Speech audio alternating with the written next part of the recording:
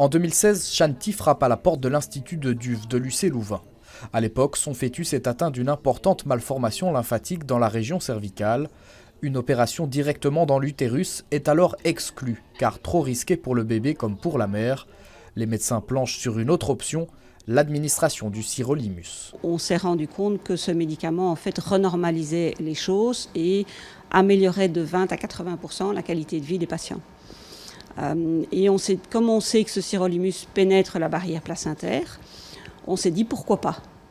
Mais on lui a bien dit que ça n'avait jamais été essayé auparavant, qu'on n'avait aucune idée si ça allait fonctionner. Mais l'autre solution, c'était l'avortement.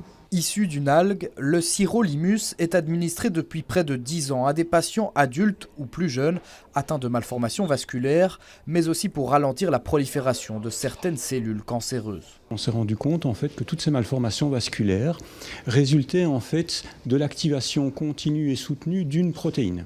Cette protéine agit continuellement et stimule la prolifération excessive, anarchique de certains vaisseaux. Et le sirolimus, en fait, a cette particularité de pouvoir cibler cette protéine et de ralentir son activation. Chez Shanti, le médicament a fait effet positivement sur son bébé entre la 29e et la 34e semaine de grossesse, et ce, quasiment sans effet secondaire. La taille de la lésion a diminué considérablement, pour le plus grand bonheur des parents. Le dernier écho, c'était incroyable. L'obstétricien était vraiment... Il ne savait pas ce qu'il se passe.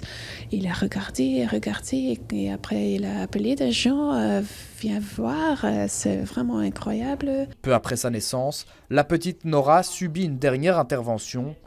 Âgée aujourd'hui de 6 ans, elle mène une vie normale. Pour les équipes des cliniques universitaires Saint-Luc, c'est une avancée majeure pour la prise en charge de malformations fœtales.